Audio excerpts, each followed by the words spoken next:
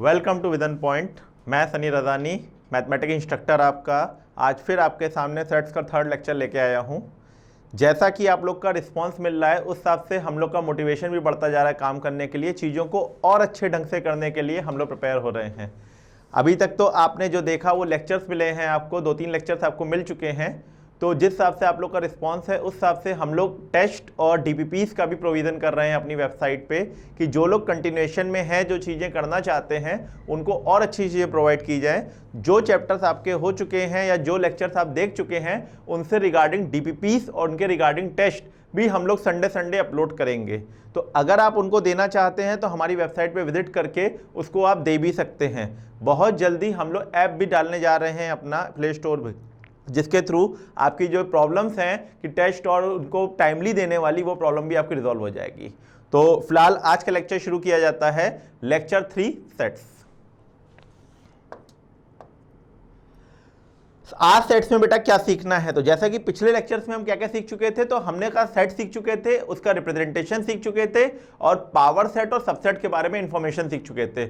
बहुत सारी नई चीजें हमने सबसेट और पावर सेट में आपको बताई थी कि कहां से आता है, कैसे आता है, उनके रिगार्डिंग जो क्वेश्चन थे वो भी हमने आपको कराए थे। आज हमारा मेनली जो वर्किंग है वो अलजेब्रा ऑफ सेट्स के ऊपर है। अलजेब्रा ऑफ सेट्स में हमारे पास जो चीजें आती हैं बेटा, उसमें यूनियन, इंटरसेक्शन, डिफरेंस, यूनिवर्सल और इसके अलावा सिमेट्रिकल डिफरेंस, कॉम्प्लीमेंट्री। तो आज हमारी पहली वर्किंग जो रहेगी वो इसी पे रहेगी कि कैसे इन सब चीजों को डील किया जाता है। देन इसके साथ साथ जो हम डील करेंगे वो आपको समझाएंगे वेन डायग्राम। कुछ जो दिक्कतें आती हैं इस चैप्टर में लोगों को, वो हम आपको बता दें कि जैसे होता क्या है बेटा, वेन डायग्राम लोगों को बहुत अच्छे से समझ में आ जाता है, बट कुछ स्कूलों की प्रॉब्लम ये है कि वो कहते हैं हम वेन डायग्राम के बेसिस पे आपको मार्क्स नहीं देंगे, हमको फॉर्मुलेशन चाहिए। जो आप क्वेश्चन करने जा रहे हैं उसका फॉर्मुलेशन चाहिए हमको, कि वो फॉर्मूला क्या था जिसके थ्रू आपने उसको सॉल्व किया और अपना आंसर निकाला। तो हम जो आपको सिखाने जा रहे हैं इसमें नया वो ये है कि हमें तो भाई वेन डायग्राम ही आता है। अब आप ये समझ लो कि वेन डायग्राम को फॉर्मुलेशन में कैसे कन्वर्ट करना है वो चीज़ हम आपको सिखा देंगे। तो वेन डायग्राम पे तुम्हारा परफेक्शन होगा। वेन डायग्राम को देख के तुम्हें फॉर्मुलेशन करना है, फॉर्मुलेशन में उनको जो रिक्वायर्ड है फॉर्मूला वो उनको दे दो, तुम्हारी जो रिक्वायरमेंट थी वेन डायग्राम तुमने उस पर कमांड कर लिया, दोनों का पर्पस सॉल्व हो गया, पूरे मार्क्स आपको मिल जाएंगे, कहीं पे कोई कटिंग नहीं होगी। कंपटीशन के स्टैंडर्ड पे इस बात को कोई नहीं पूछता आपने कौन सा फॉर्मूला लगाया, कहां से आपने वेन डायग्राम से किया। बट स्कूल लेवल पे बेटा आपको इस बात का ध्यान रखना है कि एकेडमिक लेवल पे भी हमको चीज़ों को सीखना है, हमें दोनों सेक्शन अच्छा करना है। हमारा सिर्फ मोटिव यही नहीं है कि हम एकेडमिक अच्छे हो जाएं, कॉम्पिटेटिव में बेकार हो जाएं, या कॉम्पिटेटिव अच्छे हो जाएं, एकेडमिक में बेकार हो जाएं। अच्छा बच्चा वो होता है जो दोनों ही जगह अकॉर्डिंगली काम करता है। मतलब अगर बोर्ड है तो बोर्ड के अकॉर्डिंगली काम करेगा, कंपटीशन है तो कंपटीशन के अकॉर्डिंगली काम करेगा। कंपटीशन में हमें टाइम मैनेजमेंट देखनी होती है, बोर्ड में हमको अपनी राइटिंग मैनेजमेंट देखनी होती है, वर्किंग मैनेजमेंट देखनी होती है कि हमें रिप्रेजेंटेशन कैसा देना है। करते सभी हैं, किसी का 100 आउट ऑफ 100 आता है, किसी का 95 आता है, किसी का 90 आता है, किसी का 50 आता है। तो वर्किंग का जो कल्चर है आपका उस पर डिपेंड करता है कि आपका मार्क्स कितना होगा। Vision point continuously 100 out of 100 यहाँ से प्रोवाइड करता है, तो हम चाहेंगे वो आपके भी आए। अब तो हम डिजिटल प्लेटफॉर्म में है तो पूरे इंडिया भर के लेवल पे हम ये चीज़ आपको प्रोवाइड कर सकते हैं। तो हम चाहेंगे आप लोग इसका ज़्यादा से ज़्यादा फायदा उठाएं। तो फिलहाल आज का लेक्चर शुरू करते हैं बेटा वेन डायग्राम के थ्रू एंड अलजेब्रा और सेट के थ्रू। पहली चीज़ बेटा रिप्रेजेंटेशन ऑफ वेन डायग्राम, क्योंकि देखो हम आपको बेटा अलजेब्रा ऑफ सेट जो है वो वेन डायग्राम के थ्रू समझाते चलेंगे, तो वहां पर चीजों को रिप्रेजेंट कैसे करना है वो आप पहले ही समझ लो, जाकि जब हम आपको समझाएं तो आपको ये चीज में कहीं भी प्रॉब्लम ना हो कि चीजों का रिप्रेजेंटेशन कैसा है। तो आपने कहा जैसे सपोज करिए यहां पर एक रेक्टेंगल जो आपको प्रोवाइडेड है उसका नाम होता है यूनिवर्सल। हमारी टर्मोलॉजी में यूनिवर्सल का मतलब होता है पिताजी। मतलब हम कहते हैं कि अगर यूनिवर्सल पिताजी हैं तो जो set A, set B, set C हैं ये सब इनके बच्चे हैं। तो हमेशा ऑब्वियस सी बात है कि जितने भी set A, set B, set C हैं वो सब इसके जो होंगे वो इसके बेटा बच्चे हैं, तो इनके सबसेट्स कहलाएंगे। ठीक, तो अगर ये इसके सबसेट हैं तो जो यूनिवर्सल होता है वो एक बड़ा सा रेक्टेंगल, और जो आपके सबसेट हैं वो सर्कुलर फॉर्म में बेटा प्रेजेंट किए जाते हैं। जैसे हमने आपसे कहा कि अल्फाबेट का जो सेट है बेटा वो आपका यूनिवर्सल सेट है, जो अल्फाबेट का सेट है बेटा वो आपका यूनिवर्सल सेट है, और उसमें जो वॉवेल्स का सेट है वो आपको सेट एस से रिप्रेजेंट करना है। तो वॉवेल्स जो हैं वो सारे के सारे आपके सबसेट होंगे यूनिवर्सल में। तो आपने कहा एक सर्किल हमने बनाया जिसमें सारे हमने एस सेट के अंदर वॉवेल्स डाल दिए और बाकी सारों को प्रेजेंट कर दिया हमने यूनिवर्सल में। तो सेट हमको एस बता रहा है कि ये वॉवेल्स का सेट है और बाकी जो है वो सेट यूनिवर्सल के अंदर तो है मगर उसका सेट एस से कोई लेना देना नहीं है। तो जो रिप्रेजेंटेशन वाली बात है सेट्स की वो कैसे की जाती है वो आपके सामने है। इसको एक और एग्जांपल से लेकर हम आपको समझा सकते हैं।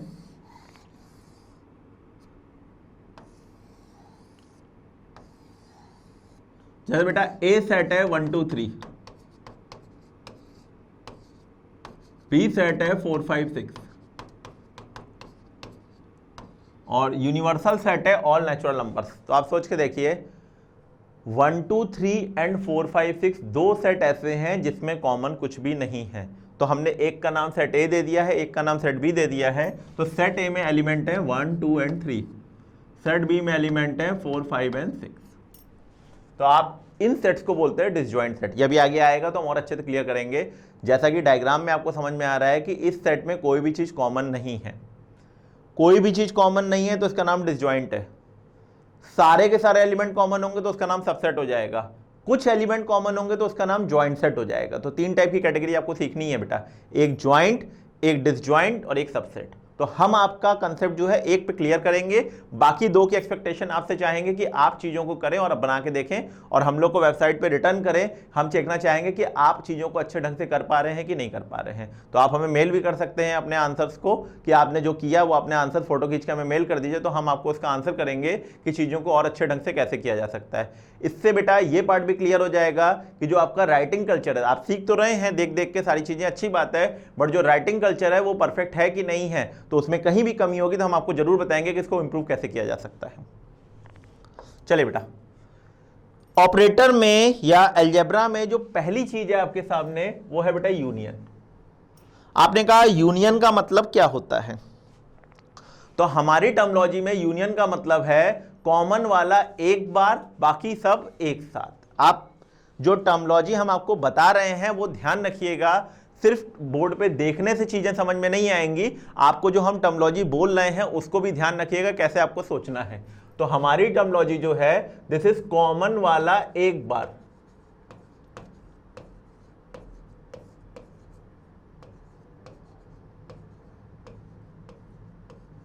बाकी सब एक साथ।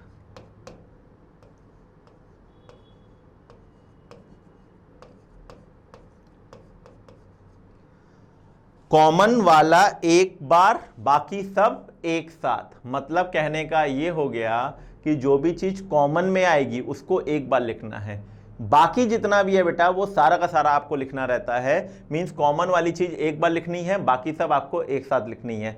एग्जाम्पल देंगे तो शायद मेरे ख्याल से ज्यादा अच्छे से बात समझ में आएगी। तो आपने कहा जैसे बेटा आपको एक सेट दिया गया है 1 2 3 और एक सेट दिया गया है 3 4 5, अब खुद बताओ इन दोनों में कॉमन क्या, तो आपने कहा इन दोनों में कॉमन 3। तो अगर इन दोनों में कॉमन 3 तो आपने कहा रिप्रेजेंटेशन में कॉमन वाली चीज एक बार। तो आपने कहा जब हम सेट का फाइनलाइजेशन लिखेंगे तो जो 3 है वो दोनों में आ रहा था उसे एक बार लिखेंगे, बाकी सब एक साथ। बाकी में कौन कौन बेटा, एक 1 2 हो गया, एक 4 5 हो गया। तो फाइनल आंसर आ गया 1 2 3 4 5। This is called the union of A and B. अगर ए सेट बेटा ये था, बी सेट आपका ये था, तो ए और बी का जो यूनियन आया वो आ गया 1 2 3 4 5। तो इस तरीके से किसी भी सेट का अगर आपको यूनियन निकालना है तो आप निकाल सकते हैं। एक और एग्जांपल देखते हैं बेटा, न्यूयॉर्क वॉशिंगटन 3 4। आपने कहा इसमें कॉमन कुछ नहीं है, तो रिप्रेजेंटेशन से बात को समझाया जाए तो this is called disjoint set, ये डिसजॉइंट है। तो अगर ये डिसजॉइंट है तो आपने कहा बाकी सब एक साथ, न्यूयॉर्क भी आएगा, वॉशिंगटन भी आएगा और साथ में 3 और 4 भी आएगा। तो जो फाइनल आंसर होगा बेटा वो आपका ये हो जाएगा। तो कुल मिलाकर किसी भी सेट का अगर आपको यूनियन निकालना है तो आप यूनियन में बेटा सारा का सारा सेट ले लोगे और अगर उसमें कॉमन है तो उसको एक बार लिख दोगे। 1 2 एंड 5, आपने कहा इसका हमें यूनियन लेना है, तो 5 का मतलब कुछ नहीं, तो कुछ नहीं का मतलब 1 और 2 का यूनियन 5 के साथ लेंगे तो बेटा हमारा जो यूनियन आएगा वो 1 2 आ जाएगा। तो यूनियन के केस में बाकी सब एक साथ आपने ले लिया। एक एग्जांपल और देते हैं बेटा,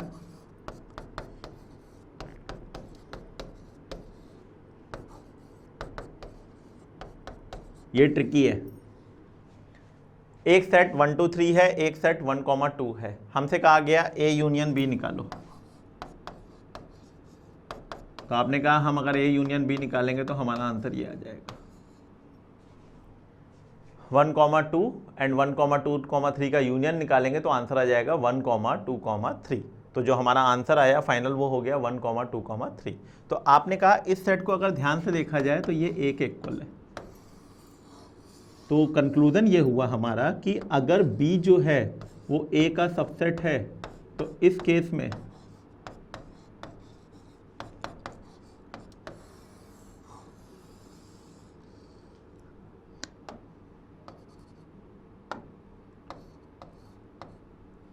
ये ध्यान रखिएगा, ये जो रिजल्ट्स हम आपको बता रहे हैं ये आपके पेपर में डायरेक्टली आएंगे बेटा। जो 1 मार्क्स क्वेश्चन आएंगे या ऑब्जेक्टिव क्वेश्चन जो आएंगे आप लोग के में, इवन कॉम्पिटेटिव स्टैंडर्ड पे भी बेटा इस वाले सेक्शन में ना डायरेक्टली क्वेश्चंस होते हैं कि आपको इस टाइप का क्वेश्चन दे दिया जाएगा और आपसे पूछा जाएगा इसका आंसर क्या होगा। कोई गिवन नहीं है, ए बी कुछ नहीं गिवन है, डायरेक्टली बस इतना गिवन होगा, if B is the subset of A then find the value of A union B. तो आपको खुद समझना पड़ेगा कि इसका मतलब कि जो सारे के सारे बी के एलिमेंट है वो ए में प्रेजेंट है, तो जो यूनियन होगा वो सेट ए हो जाएगा। तो ये ध्यान रखिएगा, इस टाइप का कोई भी क्वेश्चन आता है तो आपको अपने आप करना है। अब देखिए बेटा, जो वेन डायग्राम वाला सेक्शन है जो हमने आपको बताया उसके बेसिस पे रेक्टेंगल जो शो कर रहा है बेटा वो शो कर रहा है आपका यूनिवर्सल। और इस डायग्राम में अगर आपको शो करना है कि यूनियन क्या होगा तो यूनियन में आपने बोला है कॉमन वाला एक बार, तो जो बीच में कॉमन एलिमेंट है वो एक बार लेना है, बाकी सब एक साथ। तो ए भी लेना है, बी भी लेना है, और जो बीच का पोर्शन है ये सिर्फ और सिर्फ एक बार लेना है। तो सिर्फ और सिर्फ एक बार लेना है, तो सिंगल शेडिंग है बेटा, इसलिए पूरा का पूरा एक ही कलर से शेड है। तो ये पूरा सेक्शन जो रिप्रेजेंट हो रहा है, ये पूरा सेक्शन रिप्रेजेंट हो रहा है ए यूनियन बी से। ठीक है ना बेटा। तो अगर तुम्हारे पास कोई भी 2 सेट दिए जाएं और तुमसे कहा जाए कि उसका आप यूनियन निकालो, तो रिप्रेजेंटेशन में उस यूनियन का मतलब कैसे लेना है ये आपको समझ में आएगा। यही चीज बेटा अगर 3 सेट में हो, सोच के देखो, एक छोटा सा एग्जाम्पल लेते हैं। अगर 3 सेट हो जाए तो आपने कहा चाहे 2 सेट लो चाहे 3 सेट लो, वर्किंग में चेंज नहीं आएगा, जो वर्किंग है वो अभी भी ऐसे ही रहेगी।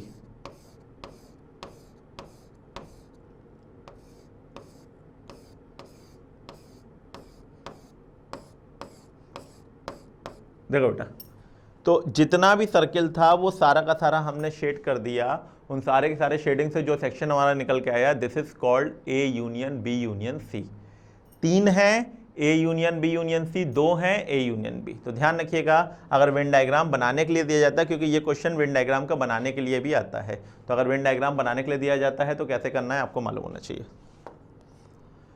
अब कुछ थ्योरम्स रिगार्डिंग यूनियन, वर्डिंग जो हमने आपको बोल दी वो ध्यान रखिएगा, और उस वर्डिंग के हिसाब से कॉमन वाला एक बार, बाकी सब एक साथ, इसी चीज का यूज करते हुए आपको आंसर करना है। जैसे हमने कहा बेटा एक सेट है उसका यूनियन लेना है 5 से, तो आपने बोला 5 का मतलब कुछ नहीं, तो कुछ नहीं का यूनियन अगर ए से लेंगे तो आपने कहा वो ए हो जाएगा। आपने कहा ए यूनियन यू, आपने कहा अगर ए यूनियन यू लेना है तो यूनिवर्सल का मतलब होता है पिताजी, तो पिताजी का अगर यूनियन ए के साथ लेंगे तो बड़ा यू है बेटा, तो यू आ जाएगा। ए का यूनियन ए के साथ लेना है, अगर ए का यूनियन ए के साथ लेना है तो ए का यूनियन ए के साथ लेने पे जो आंसर आएगा बेटा वो डेफिनेटली ए ही आएगा। अच्छा, ए यूनियन बी और बी यूनियन ए, तो आपने कहा, आपने जो डेफिनेशन बोली है उस हिसाब से बेटा देखा जाए तो ए यूनियन बी और बी यूनियन ए कॉमन वाला एक बार, बाकी सब एक साथ। चाहे ए को आगे रखो चाहे बी को आगे रखो, फाइनल आंसर जो आएगा वो सेम निकल के आएगा, इसलिए बेटा ये भी वो चीज। तीसरा बेटा, अभी जो हमने आपको बताया A union B union C, हमने डायग्राम आपके सामने बनाया था। आप दोनों डायग्रामों को लेफ्ट और राइट दोनों में सेम बना के देख लीजिए, दोनों के डायग्राम एक जैसे बनेंगे, मतलब जो इसकी वैल्यू आएगी वही इसकी वैल्यू आएगी, मतलब ये भी सेम हो जाएगा। तो as per hour requirement in proving, जैसा भी हमारी रिक्वायरमेंट होगी प्रूविंग में, उस हिसाब से हम अपने क्वेश्चन को डील करेंगे। तो ये ध्यान रखिएगा, अगर इन फॉर्मूलों की जरूरत कहीं पे हमको पड़ती है तो हम उसका यूज करेंगे। Now the concept of intersection, the concept of intersection is कि this is called common, this is called common. आपने कहा दिस इज कॉल्ड कॉमन का मतलब कि हमें जो कॉमन एलिमेंट है उनको देखना है। 2 सेट हमको दे रखे हैं, उनमें जो जो कॉमन एलिमेंट आएंगे वो हमको सर्च करने हैं। अच्छा, हम पीछे बेटा एक चीज छोड़ के आए थे अभी, तो वो हम आपको यहां पे क्लियर कर देते हैं। जैसे आपने कहा कि अगर इस बात को हम समझना चाहें कॉमन का मतलब क्या है, तो आपने कहा कॉमन का मतलब साफ साफ ये है जो चीज ए में भी हो एंड जो चीज बी में भी हो। तो आपने कहा जैसे हमने यहां पे लिखा है ये, अगर कोई चीज ए इंटरसेक्शन बी में है तो इसका मतलब वो ए एंड बी दोनों में होनी चाहिए। यहां पे जो वर्डिंग यूज की गई है वो एंड यूज की गई है, इस बात का मतलब है उसको ए में भी होना कंपलसरी है, उसको बी में भी होना कंपलसरी है। तो अगर उसको ए में भी होना कंपलसरी है, उसको बी में भी होना कंपलसरी है, तो ए और बी दोनों में होगा, तो इसलिए यहां पे वर्डिंग यूज की गई है एंड। यही काम अगर यूनियन में करोगे तो यूनियन में तुमने बोला या तो ए में होना चाहिए या तो बी में होना चाहिए, तो या तो ए में होना चाहिए या तो बी में होना चाहिए, तो उस चीज के लिए जो वर्ड यूज किया गया दैट इज और।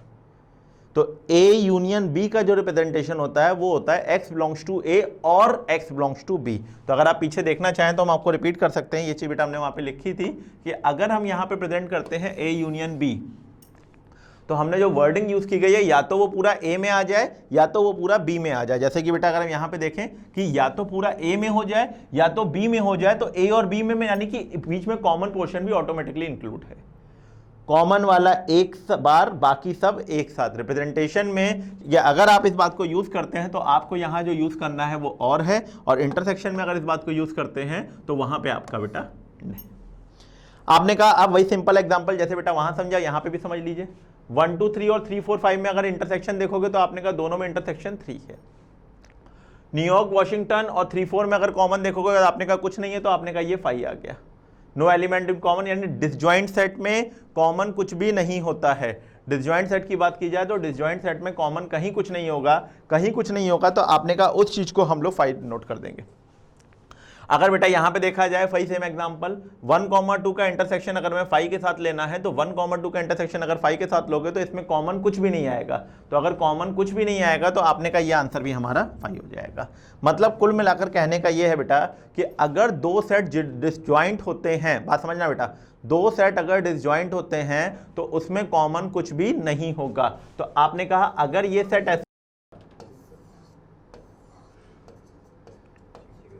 तो आपने कहा कॉमन में कोई भी पोर्शन नहीं आएगा, तो कॉमन पोर्शन अगर कोई भी नहीं आएगा तो यहां पर जो ए इंटरसेक्शन भी आ जाएगा बेटा वो 5 आ जाएगा।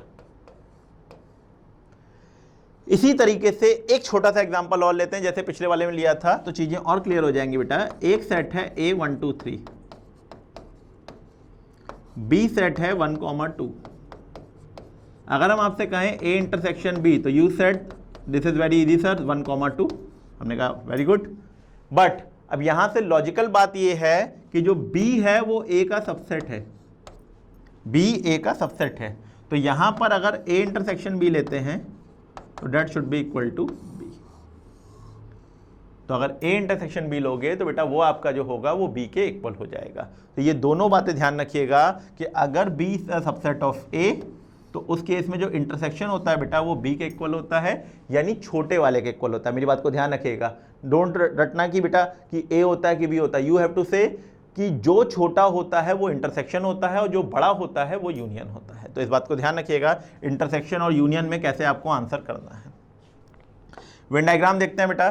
तो आपने कहा वेन डायग्राम की अगर बात करें तो वेन डायग्राम का जो रिप्रेजेंटेशन है वो इस वाले में बेटा अगर एक सेट A है एक सेट B है जो दोनों का कॉमन पोर्शन है, तो कॉमन पोर्शन जो दे रहा है बेटा वो आपका यहां से यहां तक का आंसर है जो दोनों में कॉमन है। तो दिस इज इंटरसेक्शन। यूनियन में पूरा आया था बेटा। तो आपने कहा कि अगर हम आपको इसी में फॉर्मुलेट करना सिखा दें, जैसे आपने कहा बेटा हमने इंटरसेक्शन भी सीख लिया, हमने यूनियन भी सीख लिया, तो इतने सीखने के बाद हम आपको फॉर्मुलेशन वाला पार्ट भी यहां पे सिखा सकते हैं। तो हमारा कहना है पहले चीजें और भी जान लो, तो सारे फॉर्मुलेशन हम आपको एक साथ एक ही लेक्चर पे सिखा देंगे। कहीं पे कोई फॉर्मुले की जरूरत पड़े आप अपने आप जनरेट करो फॉर्मुला और अपना आंसर निकाल के दिखा दो। फिर आपने कहा आइडेंटिटी इंटरसेक्शंस के जो लॉ हैं, आपने कहा देखिए this is a common sense law, not कि रटना है कि हमको ऐसा होता है ऐसा होता है ऐसा होता है। आपने कहा वर्डिंग है कॉमन, तो जो कॉमन के लॉ हैं वही आप देखने हैं। जैसे हमने बोला ए के साथ यूनिवर्सल का इंटरसेक्शन लेना है, तो यूनिवर्सल मतलब पिताजी और ए ये, तो हमेशा ए छोटा होता है, तो आपने भी बोला कि जो छोटा है वो आंसर है, इसलिए इसका आंसर ए हो गया। ए और 5 में छोटा 5 है, 5 आंसर हो गया। ए और ए दोनों सेम है बेटा, ए आंसर होगा ही होगा। अब बात वही आ गई ए इंटरसेक्शन बी और बी इंटरसेक्शन है, दोनों सेम होंगे, तो आपने कहा ए इंटरसेक्शन बी और बी इंटरसेक्शन है जो दोनों सेम होंगे, तो आपने कहा आपने कहा ए इंटरसेक्शन बी मतलब ए और बी सेट में जो कॉमन है और बी और ए सेट में जो कॉमन है वो दोनों एक ही बात होती है। This law is also known as commutative law. Similarly अगर हम 3 की बात करें, ए बी सी सेट में जो कॉमन होगा वो जो तीनों का कॉमन पोर्शन एलिमेंट है उनको हम लेंगे, चाहे वो आप ए बी के साथ सी ले लीजिए चाहे आप बी सी के साथ ए ले लीजिए, दोनों बातें हमारी सेम ही निकल के आएंगी। तो this is called associative law. Disjoint as usual हमने आपको बता दिया, ऐसे दो सेट जिसमें कॉमन कुछ भी नहीं होता, this is called disjoint set. अगर यहां पे यूनियन निकालना होगा तो सारा का सारा ए और सारा का सारा बी इंक्लूड होगा, और अगर इंटरसेक्शन निकालना होगा तो इसमें इंटरसेक्शन कुछ भी नहीं होगा। आपने कहा डिसजॉइंट सेट के बारे में सारे एग्जांपल्स हम आपको पहले ही प्रोवाइड कर चुके हैं, जो अपने पीछे एग्जांपल लिए थे बेटा जिसमें कॉमन कुछ भी नहीं है, जैसे 1 2 3 एंड 3 4 5। आपने कहा 3 कॉमन है तो this is not a disjoint set. इसी तरह न्यूयॉर्क वाशिंगटन और 3 4 में आपने कहा कॉमन कुछ नहीं है तो ये डिसजॉइंट सेट हो जाएंगे। तो इस तरह से आप इन चीजों को डिफाइन कर सकते हैं कि 5 जो होता है वो बेटा 5 एंड 5 है डिसजॉइंट सेट, 5 और 5 में कॉमन कुछ नहीं होगा तो 5 is a disjoint set. Now that's are different.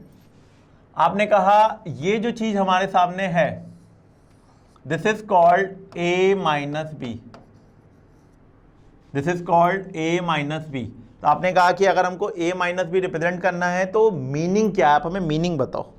जैसे आपने बोला यूनियन का मतलब होता है कॉमन वाला एक बार बाकी सब एक साथ, हमें समझ में आ गया। आपने कहा इंटरसेक्शन का मतलब होता है दोनों में कॉमन, आपने कहा वो भी हमको क्लियर हो गया। अब आपने कहा बस हमको a माइनस बी का डिस्क्रिप्शन दे दो तो हम समझ लें कि a माइनस बी का सिग्निफिकेंस क्या है। तो हमारी टर्मोलॉजी के हिसाब से a माइनस बी का है मतलब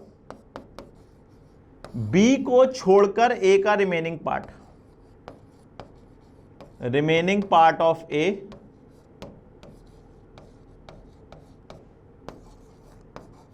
एक्सेप्ट B।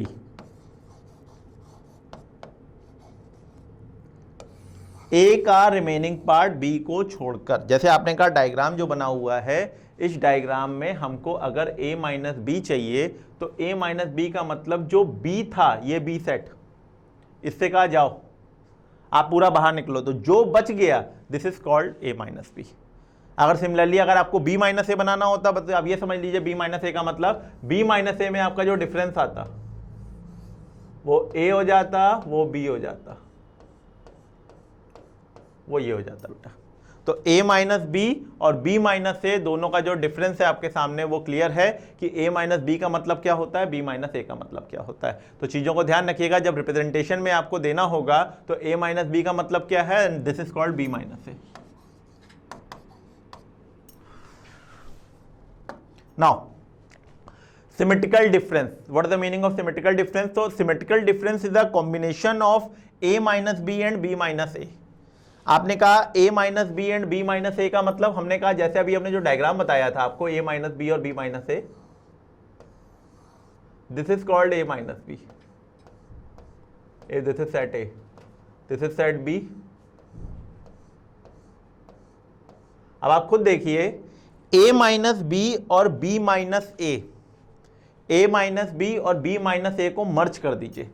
मर्ज करने के बाद जो चीज हमारी बनेगी this word is known as symmetrical difference. नाम से भी क्लियर है, डिफरेंस मतलब a माइनस बी, सिमेट्रिकल का मतलब जैसा इधर वैसा ही उधर, a माइनस बी इधर b माइनस ए उधर, तो दोनों को कंबाइंड किया तो this is called symmetrical difference, a minus B union b minus A. तो the wording is a minus B union b minus A is known as symmetrical difference. और इसी का जो प्रेजेंटेशन है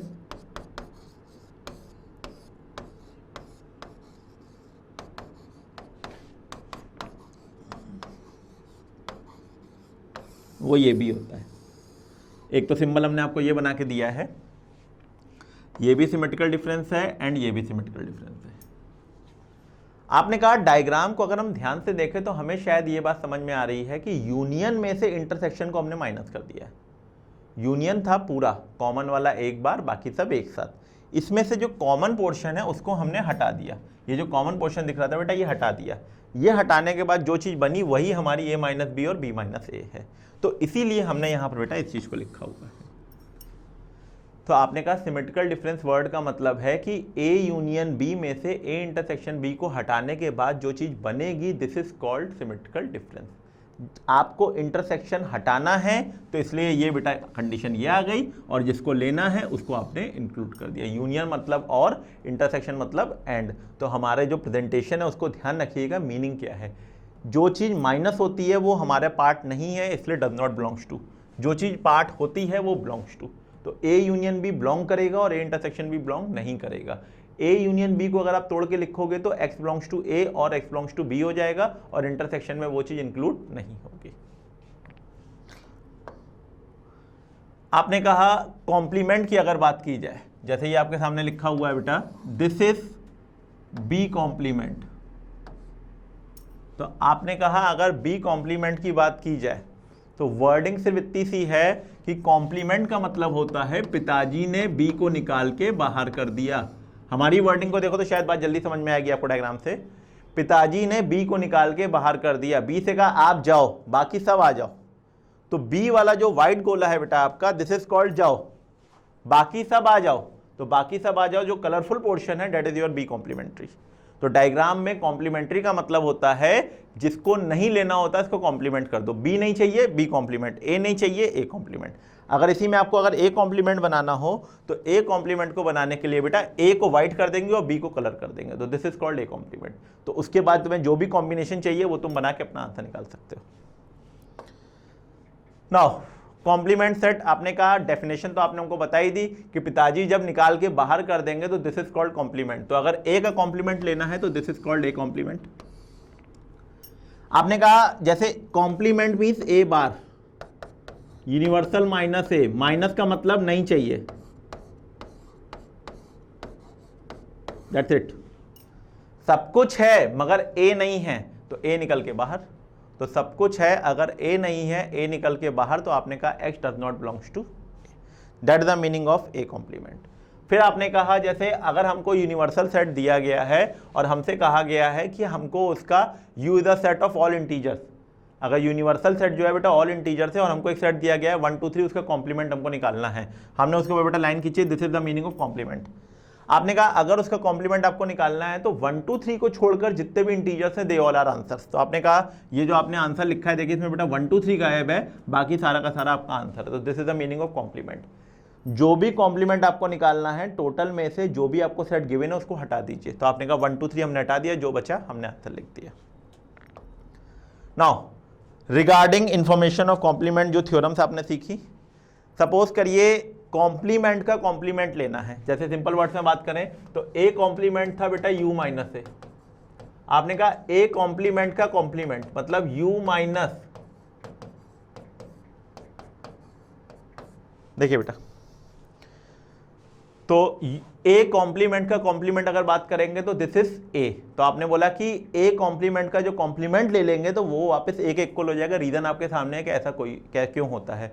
तो कोई भी चीज रेक्टिफिकेशन की नहीं है बेटा, यहाँ पर लॉजिकल बात है। हर चीज आप सिर्फ देखिए समझिए, आपको रीजन खुद ब खुद मिलेगा कि ऐसा आपको क्यों करना है। Now A union A complement, complement का मतलब होता है ए को छोड़कर, उसका यूनियन ले लिया आपने ए से। तो कॉम्प्लीमेंट का मतलब होता है ए को छोड़कर उसका यूनियन ले लिया आपने ए से। तो आपने कहा ए के साथ जो ए कॉम्प्लीमेंट का यूनियन लेंगे तो वो सारे के सारे नंबर्स आपको दे देगा, और अगर सारे के सारे नंबर दे देगा तो दिस इज कॉल्ड यूनिवर्सल। यहीं पे अगर इंटरसेक्शन लेंगे तो आपने कहा कुछ कॉमन है ही नहीं, क्योंकि ए बार तो वो पार्ट है जिसमें ए नहीं आएगा, ए वो पार्ट है जिसमें पूरा पूरा ए आएगा। तो पूरा पूरा ए और ए बार का जो कॉमन इंटरसेक्शन आएगा वो हमारा 5 हो जाएगा। तो ये ध्यान रखिएगा बेटा कि थ्योरम्स की जरूरत, जैसे समझ में आपको सारा आ रहा है, मगर जहां जरूरत पड़ेगी वहां पर लेना कैसे है इस बात को भी ध्यान रखिएगा। तो अगर इन चीजों को आपको लेना है तो जहां पे जैसी जरूरत होगी वैसे उसका यूज कर लीजिएगा। ठीक, आगे बढ़ाया जाए बेटा चीजों को। नाउ यहां तक का काम में आपने वेन डायग्राम सारा सीख लिया बेटा, सारा आपने रिप्रेजेंटेशन सीख लिया कि यूनियन का रिप्रेजेंटेशन कैसे करना है, इंटरसेक्शन का रिप्रेजेंटेशन करना है। Now the most important thing, one thing is numerical section, मतलब इसके जो क्वेश्चन सेक्शन है वो, दूसरा फॉर्मुलेशन। हमने जो बात आपको बोली है कि हमने अभी तक जितनी चीजें आपको सिखाई दैट इज ऑल की रिप्रेजेंट कैसे करना है। इन्हीं डायग्राम में आपको फॉर्मुलेट कैसे करना है और कार्डिनल नंबर पे चीज़ों को डिफाइन कैसे करना है, वो चीज़ आपको अब हम नेक्स्ट लेक्चर में सिखाएंगे। तो अगले लेक्चर की क्लास जो है वो मोस्ट इंपॉर्टेंट है, तो उसको जरूर ध्यान से देखिएगा। उसमें आपको जितना भी क्वेश्चन है रिगार्डिंग कि जो भी आपने पढ़ा आज उसके रिगार्डिंग जो फॉर्मूला बनना है, और सबसे इंपॉर्टेंट चीज़ जो चीज़ पढ़ ली है हमने उसके थ्रू क्वेश्चन कैसे करते हैं। अभी तो हमने सिर्फ थ्योरी पार्ट पढ़ा है, इसके रिलेटेड क्वेश्चन पेपर में कैसे आते हैं और हमको उनको कैसे लिख के करना होता है, वो सारी चीजें हम नेक्स्ट लेक्चर में सीखेंगे। ठीक, थैंक यू वेरी मच बेटा। बाकी काम जो भी चीज आपको चाहिए इसके रिगार्डिंग इन्फॉर्मेशन, वो आपके सामने इन्फॉर्मेशन अवेलेबल है बेटा, वेबसाइट पे आपको सारा मटेरियल, और अगर कोई भी क्वेश्चन पूछना है या कोई भी चीजें आपको चाहिए वो आप यहां से ले सकते हैं। Thank you very much. और जो भी डीपीपी का सेक्शन आपका है, जो भी हमने आपको स्टार्टिंग में बताया बेटा, वो भी आपको वेबसाइट पे अवेलेबिलिटी मिल जाएगी। नेक्स्ट लेक्चर पे फिर से मुलाकात होती है।